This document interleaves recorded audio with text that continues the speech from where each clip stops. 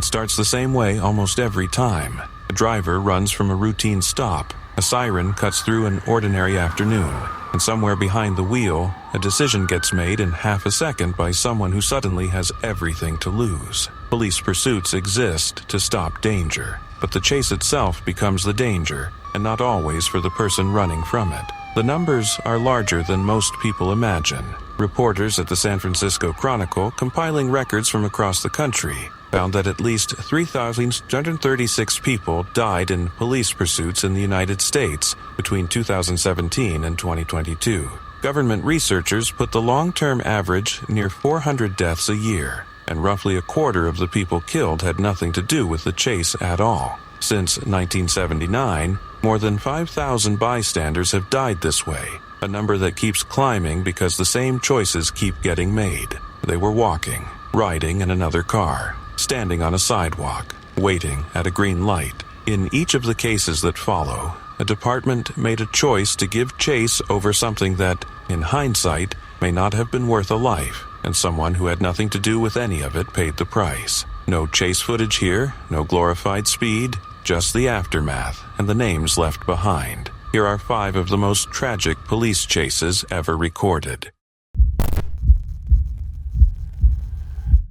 It is December 20th, 2019, a Friday afternoon on Euclid Avenue in East Cleveland, Ohio. Tamia Chapman is 13 years old, walking with a group of friends, headed toward the library for a Toys for Tots event. It's the kind of walk that thousands of kids make without a second thought, one she'd probably made 100 times before. A few miles off, Cleveland police are chasing a stolen car. The vehicle is tied to an armed carjacking earlier that day. A 72-year-old woman robbed at gunpoint outside a grocery store. The 2 teenagers behind the wheel are running from that. Not from Tamia, not from anyone on Euclid Avenue. But that's the thing about a chase. It doesn't stay contained to the people who started it. How fast the car was going when it hit her depends on who you ask. Cleveland's own account leaned on lower, self-reported speeds, but a separate review, conducted at East Cleveland's request by neighboring East Side police departments and built partly from the route, found the stolen car and the lead pursuit vehicle both traveling around 90 miles an hour on Euclid Avenue. That gap between the numbers would end up mattering more than anyone expected. The stolen car struck Tamia.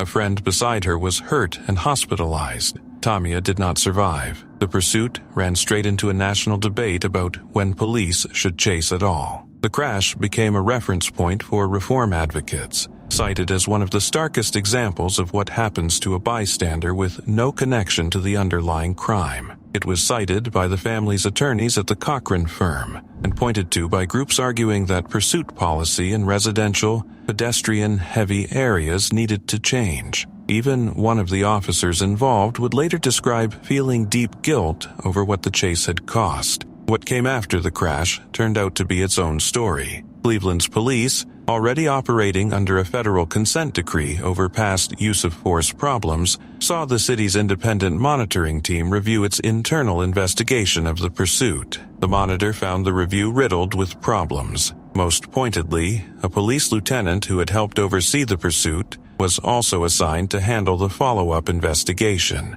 a conflict the monitoring team flagged as built into the process itself. Cleveland's review had leaned on the lower, self-reported speed estimate and brushed past the higher, roughly 90-mile-an-hour figure from the suburban report. The city defended its handling, arguing the pursuit was justified because an armed carjacking presented immediate danger to the public. But the monitor's findings stood. The investigation had not been conducted the way policy required, and accountability for the officers and supervisors involved was never fully tested. In time, Cleveland's Community Police Commission tightened the rules, limiting pursuits to the most serious cases and requiring officers to meet a 3-part test before giving chase: a violent felony, a belief the occupants are armed and dangerous, and a judgment that the danger of the pursuit itself is less than the danger of letting the suspect go. What is confirmed and settled is the outcome. The family had initially sought $20 million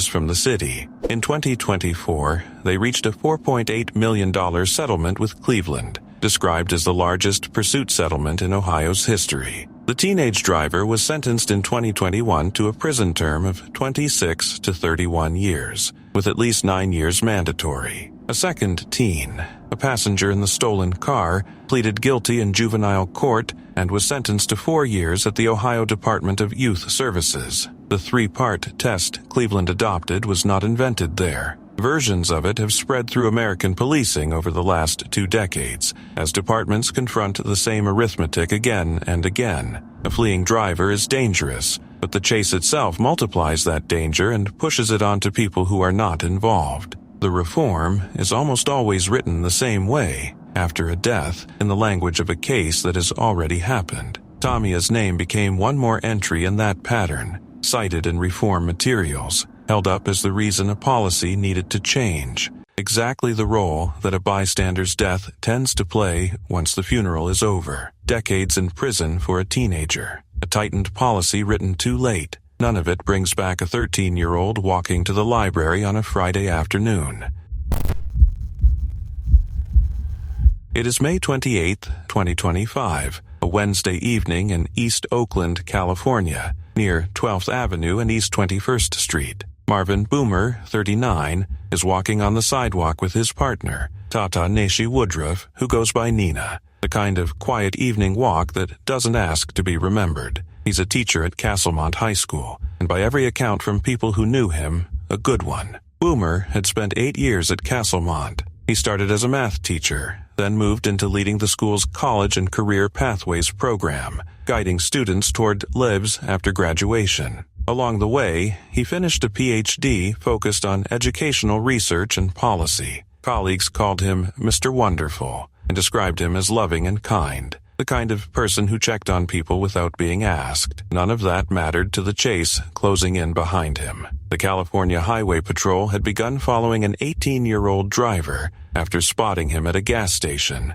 over what the agency described as a possible misdemeanor. The pursuit had started roughly 25 minutes before the crash. CHP would later say the chase had actually ended in the seconds before impact, a claim that observers questioned, asking how a pursuit that just ended could still produce a crash of this force. The fleeing car lost control and slammed into a fire hydrant. The hydrant broke free from the ground and struck Boomer where he stood on the sidewalk. Witnesses who rushed to him said he was gone almost immediately. Woodruff, also hurt in the collision, would later say he pushed her aside in the instant before the hydrant reached them, shielding her with the last thing he did. It's the kind of detail that doesn't change anything about what happened and changes everything about how it's remembered. His family described the loss in one word: devastating. The driver was identified as 18-year-old Eric Hernandez Garcia, an Oakland high school student. According to his own attorney, he'd spotted an officer while leaving a store, panicked,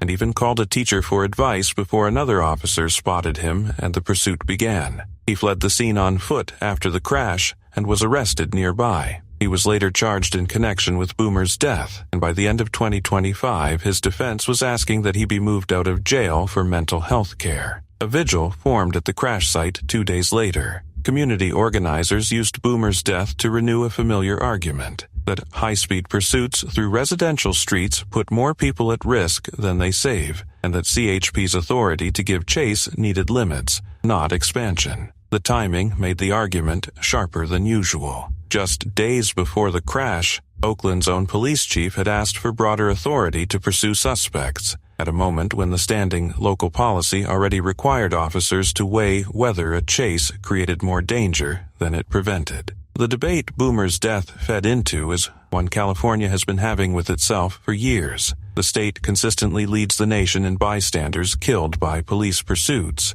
In 2023 alone, more than 13,000 pursuits were reported to the CHP, and nearly 1 in 5 ended in a crash. When those crashes injured people, a striking share of the hurt were not the driver being chased and not the police, but uninvolved third parties, ordinary people who happened to be nearby. The pattern in the data is the pattern in Boomer's case. A chase started over a lower-level offense, ended by a bystander who was never part of it. State lawmakers have pushed measures, including a California Highway Patrol pilot program studying technology meant to stop fleeing cars without a high-speed chase at all, precisely because the human cost of the old approach kept landing on people like a teacher walking home from work. Castlemont's staff got the news on what was, essentially, the last stretch of the school year. Students were leaving for summer break as teachers absorbed that a colleague wasn't coming back. There was no clean resolution to point to at first. But in November of 2025,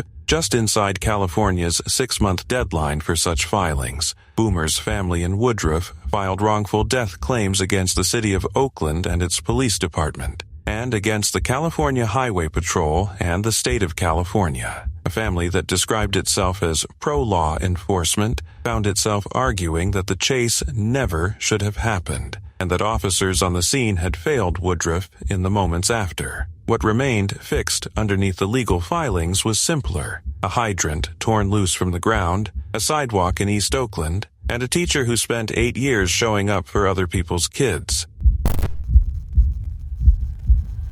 It is November 23, 2024, a Saturday afternoon in Winnetka, a neighborhood in the San Fernando Valley of Los Angeles, near the intersection of Mason Avenue and Saticoy Street. Christina David is 46 years old, driving her Tesla west on Saticoy Street, doing nothing wrong at all. She isn't running from anyone. She isn't part of any chase. She's a driver at an ordinary intersection on an ordinary afternoon. Not far off, the Los Angeles Police Department had picked up a short pursuit. The vehicle they were following, a white Mercedes-Benz SUV, had been reported stolen. That was the whole of it. A report of an auto theft, and a driver who wouldn't stop. LAPD later said the chase lasted only about a minute before it ended the way too many of these do.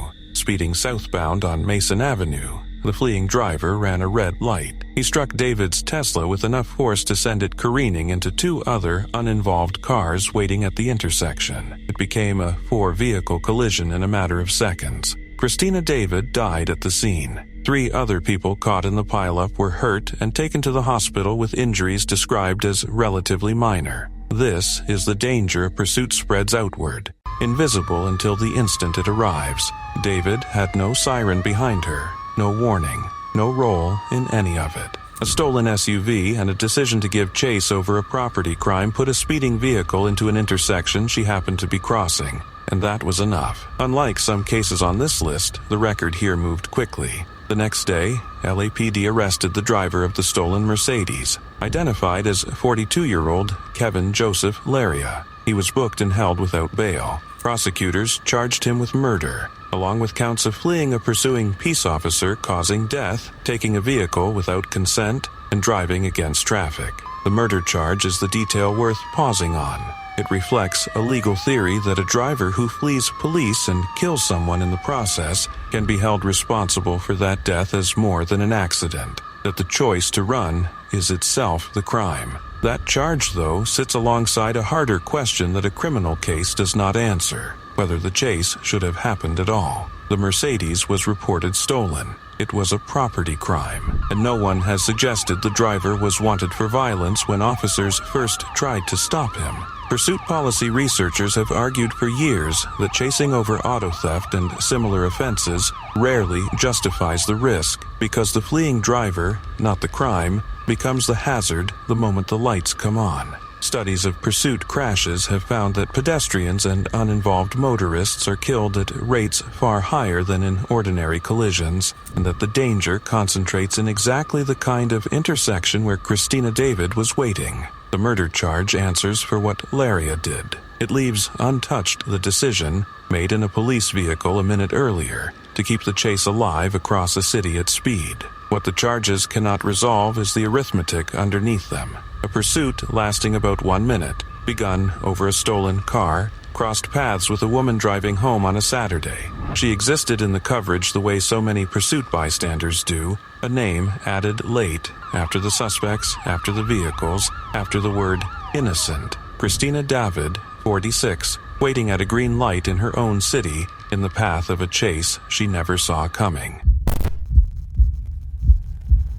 It is June 3, 2020, an evening in the Lakeview neighborhood on the north side of Chicago, near the corner of Irving Park Road and Ashland Avenue. Guadalupe Francisco Martinez is 37 years old, a mother of 6, driving her Ford Explorer home. Her family later said she was returning from the first day of a new job. She isn't running from anyone. she isn't part of any chase. She's just a driver at an intersection on a day that was supposed to be a beginning. Miles away and earlier that evening, Chicago police had tried to curb a dark Jeep on the far south side, suspected of being wanted for crimes in the suburbs. The Jeep took off, and the pursuit stretched across the city, at points reaching speeds above 100 miles an hour and covering something close to 30 miles. The driver crashed the Jeep, ran to a gas station, and stole an idling Nissan SUV. Police kept chasing. Officers were told by later accounts at least 4 times to break off the pursuit. They didn't. A marked squad car, sirens on, ran a red light at Irving Park and Ashland and slammed into Guadalupe's SUV. Video of the impact shows both vehicles nearly bursting apart. She was taken to Illinois Masonic Medical Center, where she died. Streets Blog Chicago later named her among at least 3 bystanders killed by Chicago police pursuits in that single year. The number is worth sitting with. 3 people, gone in 12 months, none of them suspects, none of them wanted for anything. Her case didn't happen in isolation. The year before, an 84-year-old woman named Verona Gunn had been killed when police vehicles struck a car she was riding in, and Guadalupe's death echoed something older still. In 2003, a Chicago sergeant kept chasing a wallet thief even after being ordered by radio to stop, and the pursuit ended with a pedestrian named Ching Chang killed in the West Loop, along with the unborn child she was carrying. The city later paid Chang's husband a $17.5 million judgment, and that death had already forced the department to rewrite its pursuit rules once. It didn't stop this one. There is accountability in this case, more than in some. The man who set the chase in motion, Marcel Oliver, was charged with murder and later pleaded guilty in connection with Guadalupe's death, and the city did not simply defend the pursuit. In 2022, the Chicago City Council approved a $15 million settlement with her estate, one of the larger payouts in the city's history for a police pursuit death. The department also revised its vehicle pursuit policy in the months after the crash, clarifying how supervisors were supposed to run a balancing test, weighing the danger of a chase against the danger of letting someone escape. Reporting later revealed that in 2019, the year before Guadalupe's death, roughly 2/3 of Chicago police chases had ended in crashes, and the policy had gone unchanged until late 2020. Internal emails showed city officials had been aware of how often pursuits ended in wrecks well before Guadalupe was killed, and that the rewrite arrived only after her death forced the issue into public view. That's the part that sits heaviest here. A policy rewritten after Ching Chang, revised again after Guadalupe Francisco Martinez, a $17.5 million judgment, and then a $15 million settlement. And still, in between, the names kept coming. Verona Gunn, Ching Chang and her unborn child, Guadalupe Francisco Martinez and the 6 children she left behind, the youngest just 6 years old. Each one prompted a review. None of the reviews stopped the next name from being added. It is May 23, 2026, in South Los Angeles, California. Somewhere on a stretch of City Street, an LAPD officer tries to pull over a Tesla. The driver, later identified as 23-year-old Tamajay Dampier, doesn't stop. What happened in the minutes that followed would eventually be laid out in video the department released with its report on the pursuit. Officers initially lost sight of the Tesla, breaking off contact after about a minute. A second team of officers picked the chase back up. Less than a minute after that, it ended in a collision. The Tesla ran into a white Mercedes-Benz that was making a left-hand turn. The driver of the Mercedes had done everything right, waiting his turn, making a legal turn across the intersection. He had no way of knowing a police chase was about to cross his path. The impact killed him. He was identified as 63-year-old Idris Daoud Mahmoud, pronounced dead at the scene. He was, in the language of these cases, the uninvolved driver, the one who happened to be exactly where a chase decided to end.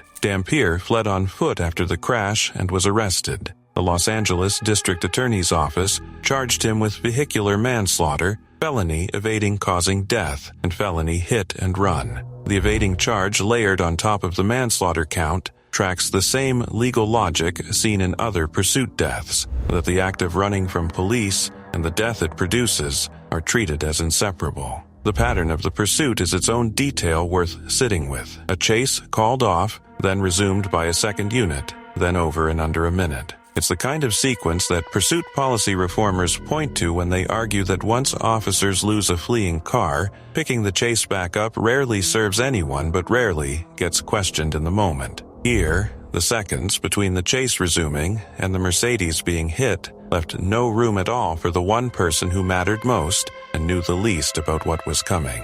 What stays fixed is the moment itself. A man driving legally, making a turn on a street in his own city, caught by a pursuit he had no part in starting and no way of seeing coming. Of the 5 cases here, his might be the clearest picture of what a chase actually risks. Not just the person running, not just the officers behind them, but anyone who happens to be exactly where a chase decides to end. Every one of these pursuits began the same way, an attempt to stop something dangerous, and every one of them ended by creating a different danger for someone who never asked to be part of any of it. Not Tamia Chapman walking to the library, not Marvin Boomer walking home from work, not Christina David driving through her own neighborhood, not Guadalupe Francisco Martinez coming home from a first day at a new job, not Idris Daoud Mahmoud making a legal turn on a green light. Each of them was doing something ordinary. Each of them was exactly where a chase decided to end. And in every case, the danger the pursuit was meant to stop turned out to be smaller than the danger it made.